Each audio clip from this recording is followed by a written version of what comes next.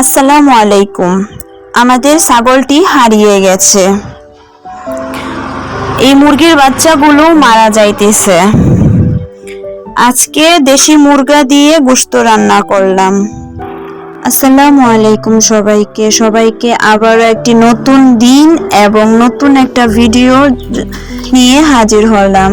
সবাই আশা করি ভিডিওটা এনজয় করবেন। এখানে আমাদের একটা ছাগল, এই ছাগলটা হারিয়ে গেছিল। এই ছাগলটা হারিয়ে যাওয়ার পরে আপনার প্রায় 40 মিনিট আমরা সবাই খুঁজা আল্লাহর রহমতে কিভাবে জানি পাইলাম।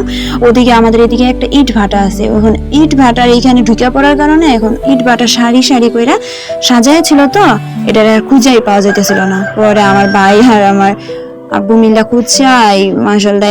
আর এটা পালতে এটার প্রতি এত মায়া হয়ে গেছে। এখানে আমার ভাই, এখানে হলো আমাদের দোকানের সামনের রাস্তাটা, এই আর কি। আর এই জায়গাটা কয়েকটা গাছ রাখা, জবা ফুল গাছ আর হলো আপনার মরিচ, গোলাপ ফুল গাছ দোকানের সামনে আর কি। ফুল গাছ রাখলে দোকানটা দেখতে সুন্দর লাগে। এই যে আমার ভাই যে একটু দোকানে। আর এখানে হলো আমরা মুরগির বাচ্চা নিয়েছিলাম, পূজা পাইছে।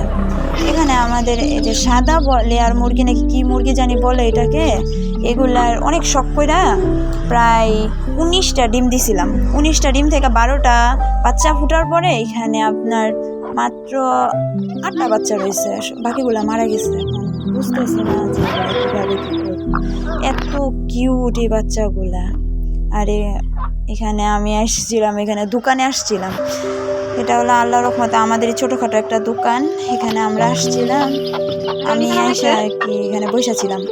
পরে ভাবলাম একটু ভিডিও নেই সাথে। আর আমার মায়ের বলতেছি এখানে অনেক ময়লা হয়ে গেছে, যে পরিষ্কার করার জন্য। পরে এই ছাগলটা পাওয়ার পরে নিয়ে আসছি বিকালবেলা এই দিকে, যে এইদিকে একটু খাক। পরে এদিক দিয়ে খুঁটি দিয়ে রাখছি, আর এদিক দিয়ে খাইতেছে। অনেক ভালো ঘাস, আর প্রকৃতি অনেক সুন্দর। আর এখানে হলো ইফতারি টাইমে ইফতারি করতেছে আমার ভাই, যদি সবাই করতেছি এখানে আমার বাইরে দেখাইলাম আর কি। আর এখানে আজকে আমি রান্না করব, তাই ভাবতেছি দেশি মুরগি আর আপনার লেয়ার ব্রয়লার মুরগির রোস্ট করার জন্য। পরে এখন দেশি মুরগি বসাইছি, পেঁয়াজ দিলাম। আপনারা কিভাবে রান্না করেন জানি না, আমি এইভাবেই রান্না করি। প্রথমে কষায় নেই, মুরগিটা আমার কাছে ভালো লাগে এই কারণে। পরে দেশি মুরগির একটু পেঁয়াজ দিলাম, মরিচের গুঁড়া একটু, আমরা বেশি খাই ঝালটা, মরিচের গুঁড়া দিলাম। তারপরে আর কি একটু হলুদ দিব, একটুখানি ধনিয়া, তারপরে একটুখানি জিরা, এগুলা দিয়া ওই যে বাটা মশলা, আদা রসুন, তারপরে আপনার পেঁয়াজ বাটা, জিরা বাটা, মানে এগুলা সব কিছু আর কি দিয়া তেল দিয়া একটু পরে এটা কষায়া দিব। কষায়া পরে কতক্ষণ জাল দিয়া হালকা একটু পানি দিব, পানি দিয়ে কতক্ষণ জাল দিয়ে এটা কষায়া রান্না করে। আমরা দেশি মুরগিটা একটু ভুনা বিনা খাই, এতটা মানে ভালো লাগে না। জোর একটু ভুনা থাকলে আর ঝাল থাকলে একটু মজা লাগে। এই যে আর কি এখানে আমি রান্না করতেছি। আমি একটু শখে রান্না করি, আম্মু রান্না করে।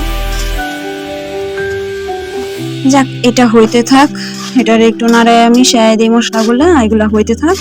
আর আপনারা একটু থাকেন, কষ্ট করে আমার সাথে থেকে ভিডিওটা দেখেন। আর ভিডিও ভালো লাগলে একটু লাইক, কমেন্ট, একটু সাবস্ক্রাইব করেন, ভালো কমেন্ট করেন যাতে আমিও পড়তে পারি। আর আমার একটু সাপোর্ট করেন, যদিও আমি অনেক ছোট একটা কন্টেন্ট ক্রিয়েটর। যাক, এই আর কি ছোট একটা ব্লগের মাধ্যমে দেখাইলাম আমি সারাদিন কি করি। সারাদিন আরো অনেক কাজ করি, এগুলা মানে কি সবসময় তার হাতের কাছে ফোন থাকে না, বা আমি সবসময় দেখাইতেও পারি না। ছোট ক্লিপ নেই, এক একটা রুডি অ্যাড করে দিই। এখানে হলো আপনার পোলাও বসাইতেছিলাম। প্রথমে পেঁয়াজ একটু ভাজা নিতেছি, অল্প করে রান্না করতেছি বাসার জন্য, এর জন্য অল্প করে সবকিছু দিতেছি। পেঁয়াজ দিলাম, লবণ দিলাম, এগুলো আদা, একটু রসুন, এগুলা দিয়ে এটা ভালো করে ভাইজা তারপরে চালটা একটু ভাইজা নিব। নর্মাল করে রান্না করি, নিজেরাই তো খাবো, অত ভিআইপি রান্না না করলেও চলে, ঠিক না? তাই নর্মাল করে একটু রান্না করি।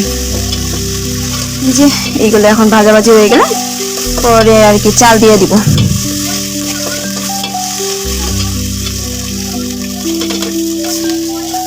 এই যে চালগুলা দিয়ে দিতেছি, এখানে গরম মশলা দিয়ে দিলাম, এখন চালটাকে ভালো করে ভাইজা পরে আর কি পানি দিয়ে ফেলবো। এখানে একটু দিলাম ধনিয়া গুঁড়া।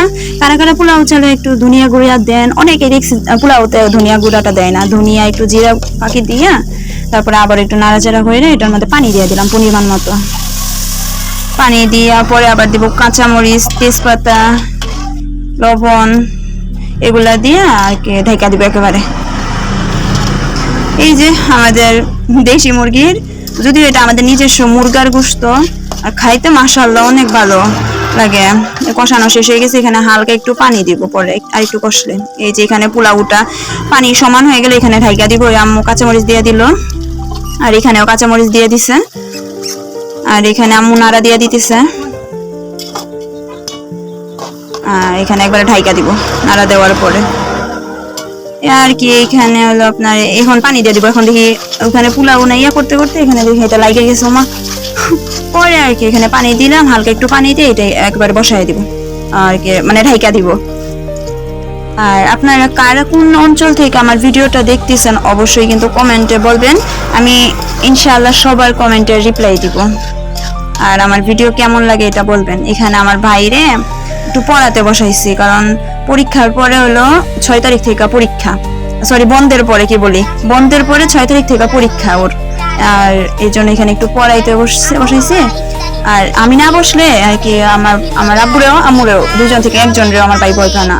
আমি একটু বেশি শাসন করি তো ভয় পাই। এখানে আমার মুরগির গোশত অলরেডি ডান, আলহামদুলিল্লাহ মাশাআল্লাহ অনেক সুন্দর হয়েছে, আর খাইতে মাশাআল্লাহ অনেক ভালো হয়েছে। পরে কি এখানে পোলাও হয়ে গেছে, পোলাওটা দেখি কেমন হয়েছে। এই যে পোলাও, আমার মানে পোলাওর ইয়াতে গন্ধে আল্লাহ মাশাআল্লাহ সারা ঘর মোমো করতেছে মাশাআল্লাহ। এখানে একটু নাড়া দিলাম, নাড়াটা দিয়া এখানে রোস্টের জন্য মুরগিটা ইয়া করলাম আর কি। মুরগিতে লবণ দিলাম, একটু ধনিয়া গুঁড়া আর একটু মরিচের গুঁড়া দিয়ে এটা ভাইজা ফেলবো। আমি বয়লা মুরগিটা কি করি ভাইজাই খাই, কারণ নাহলে আমি বয়লা মুরগি খাইতে পারি না। আমাদের মানে পরিবারে কেউ খাইতে পারে না না ভাইজা। ভাইজা এগুলা ভাইজা ফেলবো সবগুলা দিয়া সুন্দর করে রোস্ট করতেছি ছোট ছোট টুকরায়, কারণ আমার ভাই কি করে রোস্টটা বেশি খায়, এই কারণে বড় টুকরা করলে কি হয় একবারে শেষ হয়ে যায়, একবারে এক পিস করে নিলেই তো শেষ, পরে আর হয় না। ছোট ছোট করে রোস্টের পিসগুলো করলে ওগুলা পরে আস্তে আস্তে এগুলা খাওয়া যায় আর কি। পরে কি এখানে ভাইজা নেওয়ার পরে তুলে নিতেছি, তুইলা রাখলাম। এখানে পেঁয়াজ কুচি দিয়ে দিলাম ওই তেলের মধ্যেই, অতটুকু তেলের মধ্যেই আবার পেঁয়াজ কুচি দিলাম একটুখানি। এগুলো একটু ভাইজা তারপরে কি করব সব আদা, পরে রসুন, পেঁয়াজ বাটা সব একবারে একটা বাটিতে ছিল ওটাতে একবারে ঢেলে দিব। এগুলা ভাজা হইলে ও মশলাটুকু দিয়া দিলাম, এই যে দিয়া দিব। তারপরে একটু ভাইজে এগুলা ভালো করে ভাজলে কি হয় স্বাদটা, রোস্টের স্বাদটা মাশাআল্লাহ অনেক ভালো হয় ভালো করে ভাইজা নিলে। তারপরে এখানে আমি একটা মিশ্রণ তৈরি করতেছি আর কি। হলুদ, এখানে হলো দুধ দিয়া চিনি, পরে একটুখানি সস, একটুখানি আমরা আবার নিজেরা যখন খাই তখন আবার টেস্টিং সল্ট দিই না, এগুলা বাদ দিই। তারপর গরম মশলা সব একবারে না দিয়া এখানে এই যে ঢালা দিলাম, দিয়া এখানে ঢালা দেওয়ার পর এগুলা আমরা বললাম রোস্টের মধ্যে কাঁচামরিচের বদলে শুকনো মরিচটা দিই। শুকনো মরিচটা দিয়ে আপনারা খায় দেখেন কতটা আসলে ভালো লাগে। রোস্টের মধ্যে কাঁচামরিচ দেন যারা ভালো লাগে ওরা দিবেন, কিন্তু শুকনো মরিচটা দিলে কি হয় একটা আলাদা ফ্লেভার উঠে। তারপরে এখানে আর কি এখানে ঢাইকা দিছিলাম, আর এখানে আমাদের রোস্টটা আস্তে আস্তে হয়ে যেতেছে। একবার এখানে ঢেকে দেবো, ঢেকে দেওয়ার পরে যখন একবারে মানে গায়ের মধ্যে মাখা মাখা হয়ে যাবে না রোস্টটা, তখন উঠায় ফেলবো। এখানে শেষ রান্না বান্না সবকিছু। এখন দেখে গিয়া বসাই, খাওয়ার মধ্যে বসে গিয়া। এই যে এখানে আমার বাইরে আমারে আর আম্মুরে, আমার আব্বু দোকানে আব্বুরে খাবার দিয়ে এসে করছে ওখানে। এই যে রোস্টটা মানে ভিডিওতে কতটুকু দেখা যাইতেছে এটা জানি না, আপনাদের যদি খাওয়ায় দেখাইতে পারতাম মাশাআল্লাহ এত ভালো হয়েছে, আর এত সুন্দর একটা কালার আসছিল মাশাআল্লাহ। এখানে আমার বাইরে বলতেছি দেখ খাইয়া কেমন হয়েছে, আমার ভিডিওতে একটু রিভিউ দে আমার রান্না কেমন হয়েছে। আমার ভাই বলতেছে অনেক ভালো হয়েছে, অনেক ভালো হয়েছে। যাক আজকের মতো এখানে ভিডিওটা শেষ করি, খাওয়া দাওয়া করে ঘুমায়া পড়বো, সেরই সময় হয়ে যাবে আবার। হ্যাঁ, ভিডিওটা ভালো লাগলে অবশ্যই লাইক কমেন্ট সাবস্ক্রাইব করে পাশে থাকবেন, কারণ এমন ভিডিও আরো দিতে তাহলে আগ্রহ বোধ করবো। আল্লাহ হাফেজ।